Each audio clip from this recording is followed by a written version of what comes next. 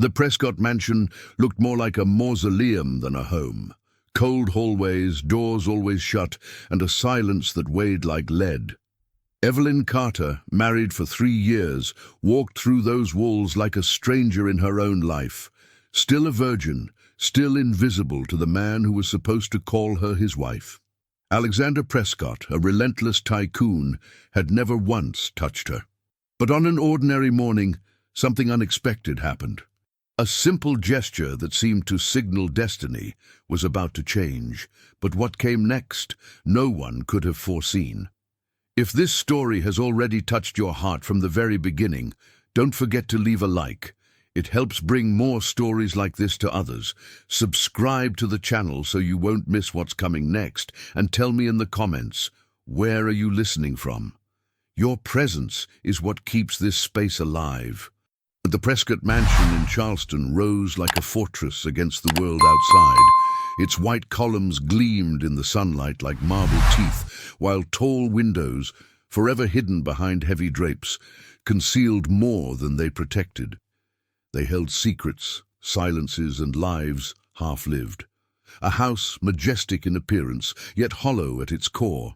Inside, the air always carried the faint scent of polished wood and freshly cut flowers, arranged daily by the maids. But no fragrance, however delicate, could disguise the constant chill that clung to the halls. It wasn't just the icy air from the overpowered conditioning, it was the cold of indifference, the absence of voices, the lack of laughter. It was in this atmosphere that Evelyn Carter learned to move like a guest in what was supposed to be her home. Freshly graduated in international business, fluent in 3 languages besides English, she had dreamed of traveling the world and building her own company. Instead, her life had been sketched out in family meetings as though she were nothing more than an asset waiting to be traded.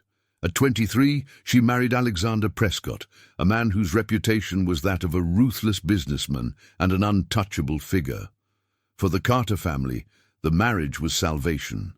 Their company, handed down through generations, was collapsing. The bargain was simple, almost cruel. Their daughter would marry him, and in return, contracts, credit, and rescue would follow. The wedding took place in one of Charleston's historic churches. From the outside, it was flawless. White flowers lined the altar, soft music filled the air, and guests whispered about the bride's beauty and the groom's prestige. But inside Evelyn, there was only silence.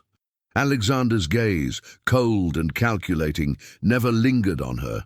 There was no tenderness, no promise, only a firm handshake at the altar, as if he were sealing a binding contract in front of witnesses. At first, Evelyn told herself it was shock, that with time the walls would fall. But 3 years passed, 3 long years of silent dinners, of doors closing at night, of beds that never met. Evelyn, though young and vibrant, remained untouched. She was still a virgin, not by choice, but by neglect. Through the mansion's endless corridors, she drifted like a shadow. Her steps were soft, leaving no echo, as though she feared disturbing the silence. Books became her refuge.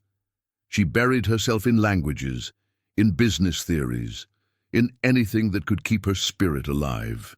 Sometimes she sat by the artificial lake that shimmered under the garden lights at night.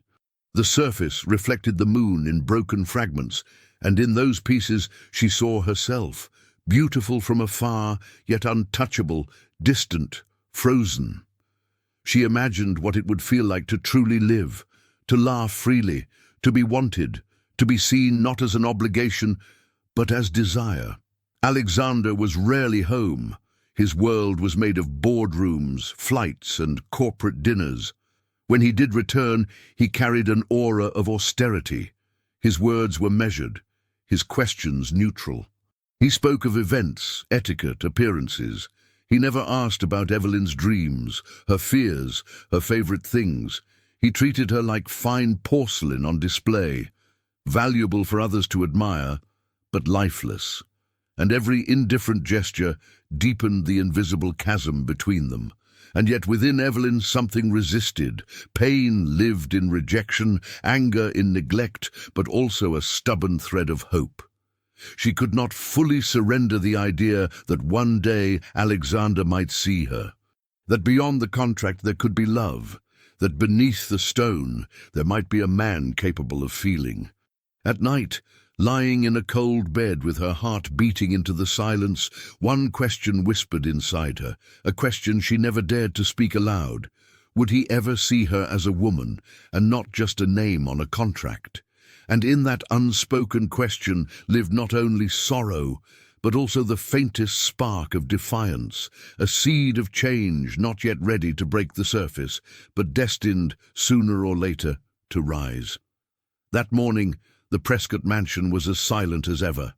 Sunlight from Charleston slipped through the beige linen curtains of the sitting room, soft and muted, falling across the long dining table set for two. The porcelain plates gleamed in their places, untouched, more like ornaments than part of daily life. Evelyn sat before her cup of tea, the gentle clink of her spoon against the china, the only sound breaking the stillness.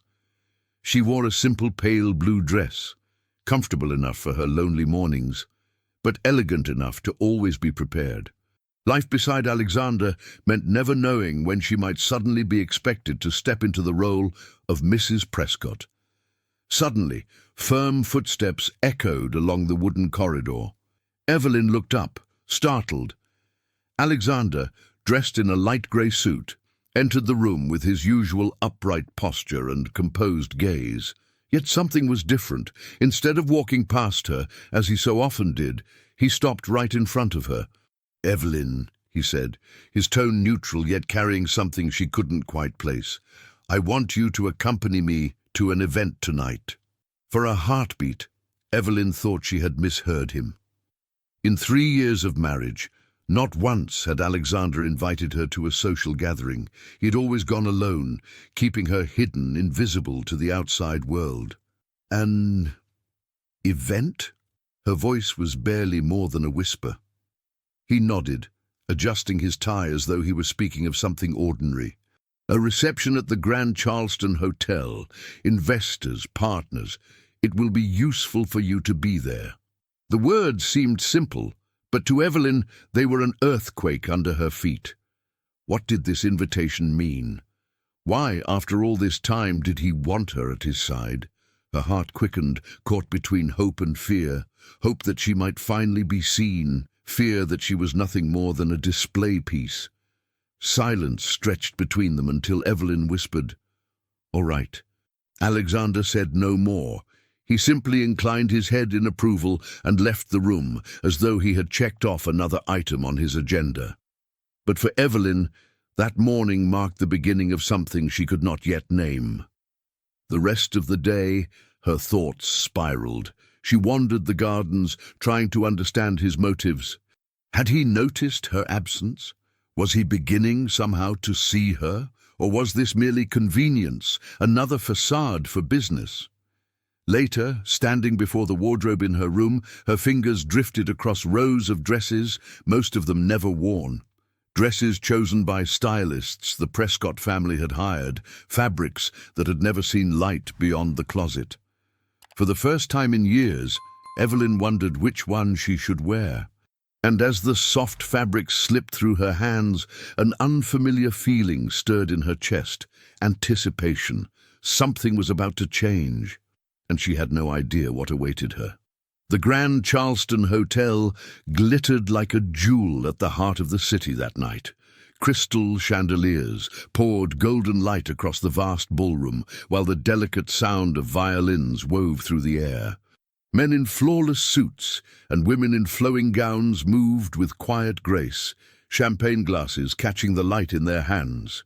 Evelyn entered at Alexander's side, though the contrast between them could not have been sharper. He, with his commanding presence and icy restraint, radiated authority. She, however, seemed almost reborn. The emerald silk gown she had chosen, classic in cut, perfectly draped, framed her with a quiet majesty. For the first time in years, she was not Alexander's shadow. She was her own light, Heads turned as she passed. Evelyn felt the weight of every glance, but instead of shrinking, she lifted her chin with natural poise. Years of silence had honed something rare in her, the art of listening, of perceiving, of understanding what others missed.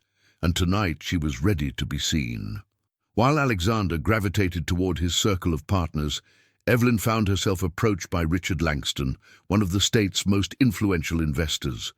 A man in his 50s, with sharp eyes and a disarming smile, Richard was known for recognizing talent where others overlooked it. "Mrs. Prescott," he said with a courteous incline of the head, "I hear you studied international business."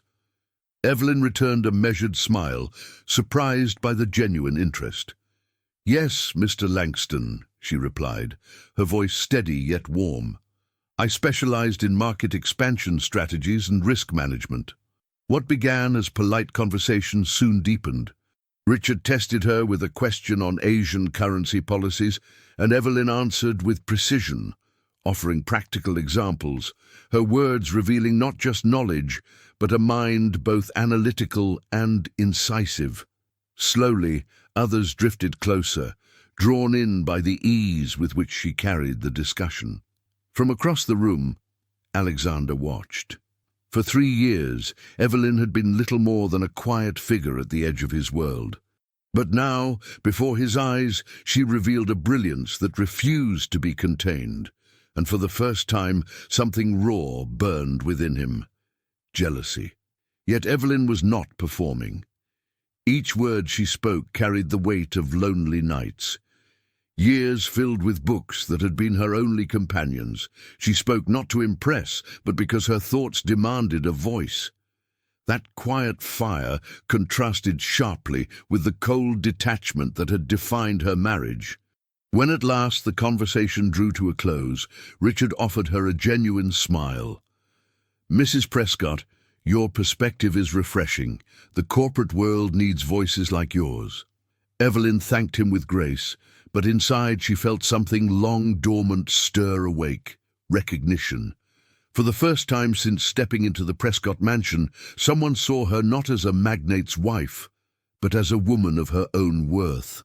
Moments later, Alexander appeared at her side. His expression remained composed, but his eyes betrayed something new: unease. He had never imagined Evelyn stepping beyond the silent role he had assigned her. Yet here she was, at the very center of the room, larger than any contract he had ever signed. As Evelyn lifted her champagne glass, one thought pulsed through her. Perhaps tonight was the beginning of something even Alexander Prescott could not control. That night, after the reception at the Grand Charleston Hotel, Evelyn's image refused to leave Alexander's mind. He had watched her across the room, radiant in conversation, commanding attention with effortless grace, and it unsettled him in ways he had never anticipated. For years, he had believed Evelyn to be nothing more than an arrangement, a silent presence, a symbol, a facade. But tonight, she had revealed herself as something far greater, a woman with sharp intelligence and a quiet strength he had never cared to see. Back at the mansion, the silence pressed heavier than ever. Evelyn slipped out of her gown, brushed her hair before the mirror, and drew in a long breath. She could still feel the warmth of the ballroom lights, still hear Richard Langston's words echoing in her mind. And somewhere deep within her, a small flame of pride burned steady. For the first time in years, she did not feel invisible. Alexander lingered outside her room. He rarely came near her at such hours, but something about the evening pressed him forward, as though he knew that if he didn't reach out now, he might lose her forever. He knocked softly. "Come in," Evelyn called, surprised at the sound. He entered. For a long moment, his eyes found hers only through the reflection in the mirror. He looked less certain than usual, less composed. Here was a man who commanded boardrooms with absolute ease, yet before her he seemed human. "You surprised everyone tonight," he said quietly, his voice lower than normal. Evelyn turned, lifting her chin with calm defiance. "Even you?" The question cut through the air like a blade. Alexander didn't answer. He only stared, unsettled by a truth he could no longer ignore. Evelyn was not an ornament. She was someone who could stand against him, someone who could shine without the Prescott name. Every second of silence widened the fracture within him. Pride pressed against vulnerability, habit against revelation, and in his eyes now there was something Evelyn had never seen before. Not just admiration, but fear. Fear that he had wasted 3 years without ever truly knowing the woman before him. Evelyn did not retreat. There was strength in her posture, clarity in her voice. She could sense that Alexander was seeing her differently, yet the weight of years could not be erased in a single night. The tension between them hung thick in the room, a thread stretched to breaking point, and for the first time Alexander seemed unsure how to hold it or how to let it go without cutting himself. He drew in a breath, as if to steady the moment. "Evelyn," he began, but the words faltered and died. There were no rehearsed lines, no prepared speeches that could mend what silence had broken. For the first time, Alexander Prescott stood stripped of certainty, confronted with the one truth he could not escape. He had never really seen her. And now, he couldn't look away. The day after the reception brought no relief. On the contrary, the atmosphere inside the Prescott mansion seemed altered, invisible, yet tangible. Evelyn, who once drifted like a shadow through its cold halls, now carried herself differently. She knew what she had felt the night before. She knew she had been seen, not only by the guests, but by Alexander. He, meanwhile, spent the morning locked in his office, silent. The image of Richard Langston speaking animatedly with Evelyn burned in his mind. For years, he had never cared to bring her into his world, never thought to introduce her beyond the role of Mrs. Prescott. But seeing her stand out, seeing her light draw others in, it had stirred something in him he couldn't control. At noon, their paths crossed in the dining room. Evelyn sat with a book in her hands, her hair tied back in a simple knot, when Alexander entered. His gaze lingered on her, caught between admiration and irritation. "I see you enjoyed yourself last night," he said, pouring himself a glass of water. Evelyn lifted her eyes from the page. "I did. It was a good opportunity to talk to interesting people." Alexander's grip on the crystal tightened. "Interesting. You mean Langston?" The coldness in his tone weighed heavy in the room. Evelyn closed the book with measured calm, meeting his stare without flinching. "I mean everyone I spoke with. But if you're asking about Richard, then yes, he was respectful, attentive, and he truly listened." Her words carried both venom and truth. Alexander drew in a breath, struggling to rein in the anger pressing at the edges of his control. For 3 years, he had lived in command of their silence. Now the thought of another man noticing Evelyn's worth gnawed at him. "Don't mistake courtesy for interest," he muttered. "Men like Langston always have ulterior motives." Evelyn let out a laugh, but it was sharp, bitter, nothing like the gentle sound it once had been. "Strange to hear that from you, Alexander. 3 years at my side, and you never showed any intention at all. Perhaps it's too late to worry now." The words sliced through him like a blade. Silence fell, thick and suffocating. Alexander felt the mask he had worn for so long begin to crack. For the first time, Evelyn wasn't just enduring, she was striking back. "What are you trying to say?" he asked, his voice low, steady, dangerous. She drew in a breath, gathering her strength. "I'm saying I'm not invisible. I'm not an accessory, I'm not a contract. You may try to reduce me to that, but I know who I am. And Alexander, if you refuse to see it, others will." The impact of her words was immediate. Alexander's eyes burned, his jaw tightened, his fists clenched at his sides. He wasn't a man accustomed to being challenged, least of all in his own house. But Evelyn did not look away. Her stance was unyielding, a quiet vow written in her posture. Never again would she accept the silence that had once consumed her. The confrontation didn't end in shouting or tears. It ended in a silence so charged it felt combustible, a minefield waiting for the wrong step. And when Alexander finally left the room, the sharp slam of the door echoed down the hall like a warning. Nothing between them would ever be the same again.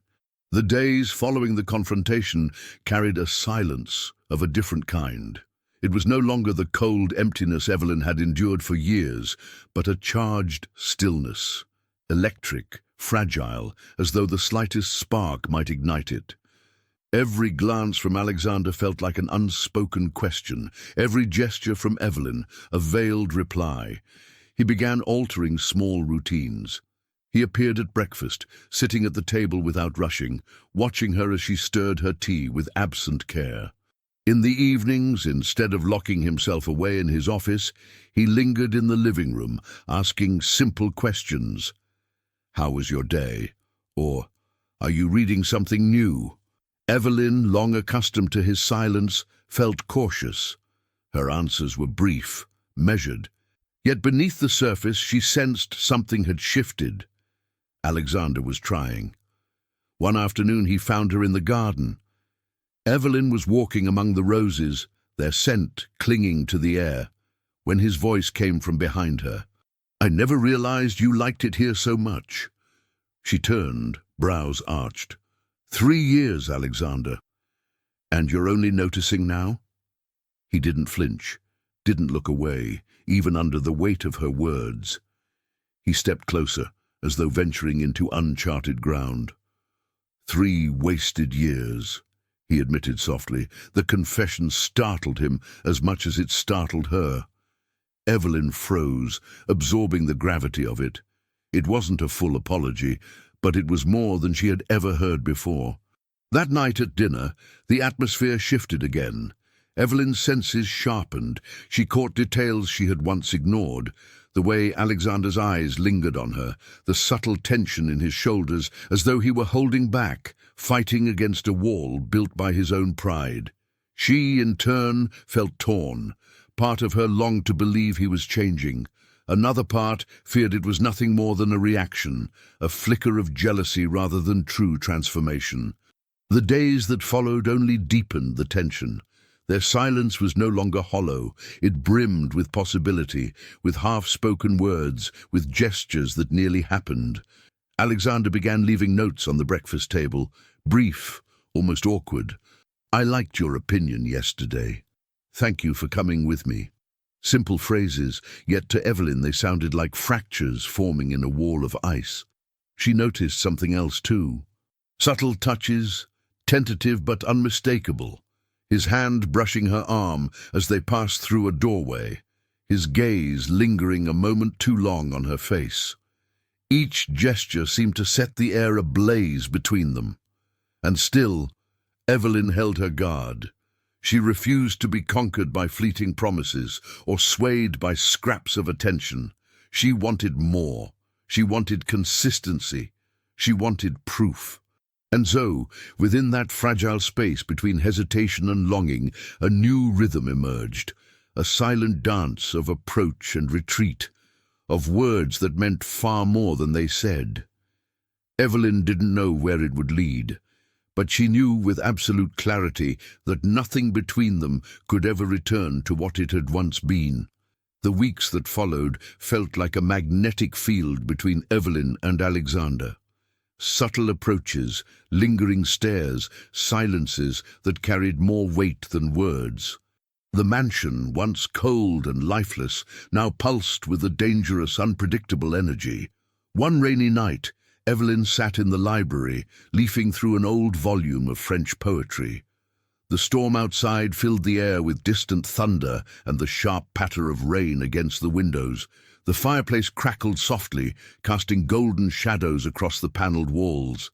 It was there that Alexander entered, quietly, watching her for several seconds before stepping closer. "Do you always read at night?" he asked, his voice low.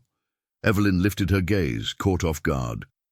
"Whenever I need to fill the silence." He moved toward the shelves, fingertips brushing the spines of the books as though they might anchor him. "I should have noticed that sooner." His tone carried a vulnerability she had never heard before. For a moment, nothing existed but the storm and the fire. Evelyn closed the book and rose to her feet. They stood only steps apart, the tension between them so thick it seemed to hum in the air. Alexander took one step closer. "Evelyn," he said her name as though tasting it for the first time. Her eyes locked on his, steady, unflinching. "What is it you're looking for, Alexander?" The question was barely a whisper, yet it landed like a challenge. He didn't answer. Instead, he closed the distance, every movement deliberate, irreversible. When he finally reached her, he hesitated for only a breath. Then, without warning, his lips pressed against hers. It was a kiss, fierce with long-buried desire, yet steeped in uncertainty. Alexander held her as if afraid she might vanish, as though she were the one thing capable of undoing him.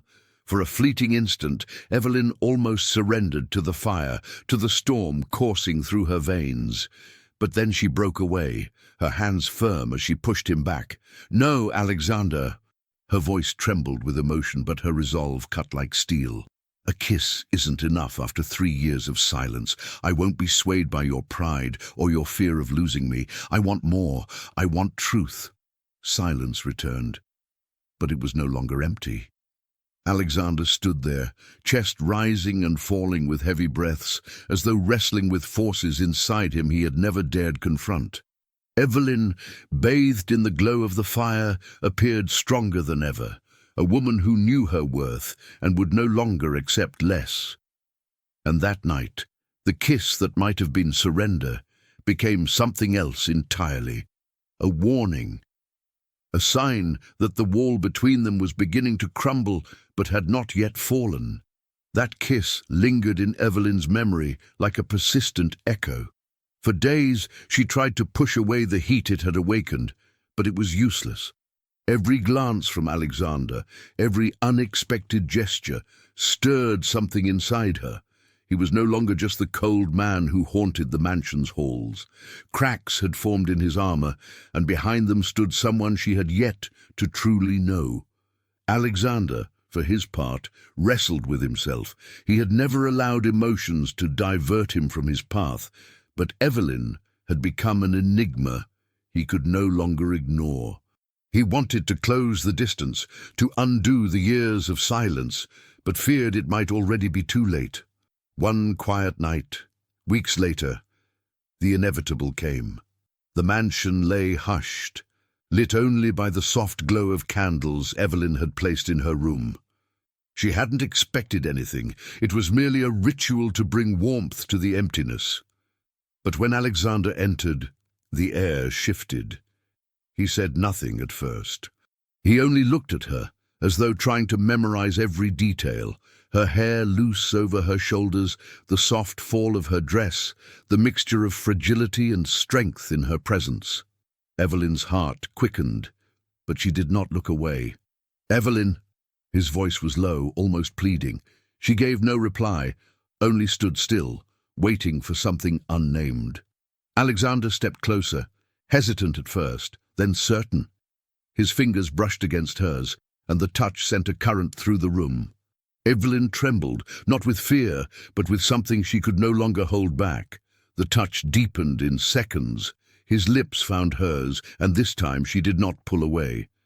There was tenderness, but also urgency, as though 3 years of silence had collapsed into this single moment. The kiss grew, their bodies drew closer, and the invisible wall that had divided them finally began to break. And then, as clothes slipped away and silence gave way to breathless whispers, the truth surfaced, simple, devastating, inescapable. With tears glistening in her eyes, Evelyn whispered, "Alexander, I'm still a virgin." He froze. Time itself seemed to halt. The weight of her words struck like a blow to the chest. 3 years. 3 years of a marriage untouched, of neglect, of absence. And she, standing before him, still waiting, still untouched. Alexander felt a searing pain, sharp as guilt itself. His eyes searched hers, desperate for forgiveness he didn't know how to ask for. "Evelyn," his voice broke, I have no excuse." But she did not cry. She held his gaze, vulnerable yet unyielding. "I waited for you, Alexander, not because I had to, but because I wanted it to be real." What followed was not marked by haste or pride, but by tenderness. Alexander touched her as if making a vow without words, and Evelyn surrendered, not from obligation, but from choice. That night, more than their bodies, it was their wounds that began to heal. And as she drifted to sleep in his arms, Evelyn felt something she had not in years: hope. The days after their union were unlike anything Evelyn had ever known inside the Prescott mansion. The cold silence seemed to have lifted. In its place came something fragile, almost unfamiliar: tenderness, companionship. Alexander was more present, more attentive. At times he appeared in the afternoon with a cup of tea for her. Other times he simply sat beside her in silence, as though his presence alone might be enough. And Evelyn, though cautious, began to believe that perhaps it was possible to rebuild what had never truly existed. But truth, relentless and cruel, was about to surface. One overcast afternoon, while Alexander was away at a meeting, Evelyn stepped into his private office, a room she rarely entered. The mahogany furniture gleamed under the muted light, the desk impeccably arranged, every object placed with precision. She hadn't meant to pry, but something caught her eye, a drawer left slightly ajar, revealing a stack of old folders. Her hesitation lasted only seconds. With her heart racing, she pulled one free and opened it. What she found struck like a blow. Documents, reports, correspondence, detailed proof that the downfall of her family's company, the Carters, had not been misfortune or poor management. There were records of suspicious financial movements, manipulated contracts, strategic maneuvers, all orchestrated by the Prescotts. Evelyn felt the ground vanish beneath her. Each page scorched her hands. Her family's ruin had not been fate. It had been designed, calculated. And her marriage, this so-called alliance, had been nothing more than a move in a larger game. Tears came unbidden. Her heart pounded with pain, with rage. Suddenly, every night of solitude, every cold glance, every distance carried a new weight: betrayal. When Alexander returned, he found Evelyn seated in the living room, the documents spread across the table before her. Her gaze was no longer hopeful. It was shattered, wounded to the core. "Did you know?" Her voice trembled, yet carried undeniable strength. Alexander froze at the sight of the papers. His blood ran cold. "Evelyn, he began, but the words failed him. "Answer me." She shot to her feet, gripping one of the reports in her shaking hand. "My entire life, my family's ruin, it was orchestrated by yours." He stepped forward, desperate. "I didn't know, I swear I didn't. My father, it was him. I would never have allowed—" But Evelyn could hear no more. Her tears burned, fueled now by fury. The taste of betrayal was unbearable. "You took everything from me, Alexander, even hope." Her voice broke into stifled sobs. "And now you expect me to believe you didn't know?" He reached for her, but she recoiled, her eyes blazing. The chasm between them, which had seemed to close in recent weeks, split open again, deeper, crueler. And that night, Evelyn understood. What had begun to bloom between them now lay in ruins. Not through neglect, but through truth, a truth that shattered trust. That night, after the discovery, the Prescott mansion ceased to be a home and became a prison once more. Evelyn couldn't sleep. She paced her room restlessly, heart racing, tears dried but pain raw, like an open wound. Every time she looked at Alexander, she no longer saw only the man who had begun to reach for her. She saw the heir of a family that had destroyed her own. By dawn, she packed a small suitcase. Only the essentials, a few clothes, documents, and a book that had always been her companion. As she descended the stairs, suitcase in hand, she found Alexander waiting in the living room, as though he had known she would leave. "Where are you going?" His voice was low, edged with restrained desperation. Evelyn lifted her chin, her eyes swollen but steady. "Away from here. I need air. I need distance.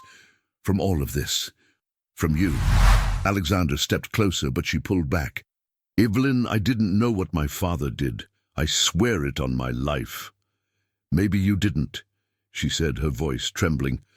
"But it doesn't change the fact that I married you because of a lie. The foundation of our union was poisoned from the start." He reached out, but Evelyn turned, gripping her suitcase tightly. "I need time, Alexander. I need to find the truth with my own eyes." That same day, she left for Savannah, Georgia, where her Aunt Margaret lived, a strong, warm-hearted woman who had always been Evelyn's safe haven.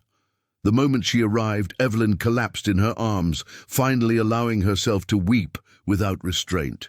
Meanwhile, Alexander faced his own reckoning. He confronted his father, Edward Prescott, in the company's offices. The patriarch, unflinching, admitted everything without a trace of remorse. Yes, they had manipulated the market to weaken the Carters and force Evelyn into marriage. To him, it was nothing more than strategy. "You sacrificed her life," Alexander spat, his voice burning with fury. "You destroyed the dignity of an entire family." "I did what was necessary to preserve our empire," Edward replied coldly. "One day you'll thank me." But Alexander did not thank him. For the first time, he looked at the wealth, the contracts, the inheritance, and all of it seemed rotten. In that moment, he made an irreversible choice. He severed ties with his father, resigned from the company, and vowed to repair with his own hands the harm done to the Carter family. On one side, Evelyn sought the strength to rebuild herself in Savannah. On the other, Alexander began his own path toward justice, determined to bear the weight of his name alone. And though they were apart, one truth bound them. Both were searching for redemption, each in their own way, not yet knowing if their paths would ever cross again. Savannah felt like another world compared to the Prescott mansion. The historic streets, lined with ancient oaks draped in Spanish moss, carried a calm Evelyn hadn't known in years. In her Aunt Margaret's modest yet welcoming home, she rediscovered something she thought had been lost: peace. In the first days, Evelyn wept endlessly. She cried for betrayal, for disillusionment, for the grief of 3 years spent as a shadow. Margaret, patient and steadfast, simply held her and whispered, "Cry, my dear. Sometimes tears are the only road to clarity." Slowly, Evelyn began to mend. She wandered through the city streets, browsed old bookstores, filled notebooks with thoughts that had been buried for too long. She rediscovered the joy of laughing without fear, of speaking freely to strangers without judgment. Step by step, she was rebuilding her identity, far from the weight of the Prescott name. Then one morning brought an unexpected revelation. Evelyn awoke with a strange sensation, unease, nausea, a heaviness she couldn't explain. At first, she blamed stress, but when the symptoms persisted, she went to see a local doctor. Sitting in the small office, she heard words that spun her world off its axis.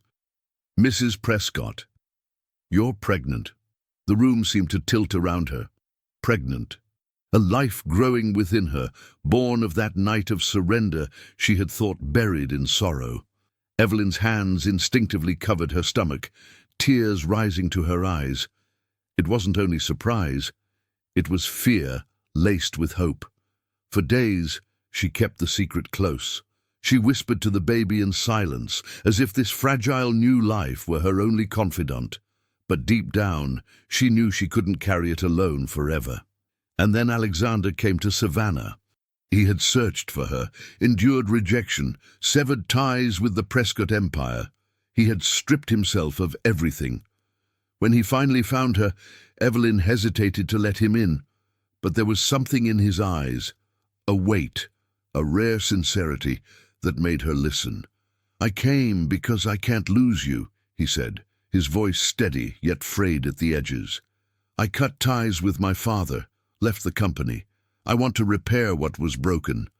I don't know if I deserve forgiveness, but I'll fight for it."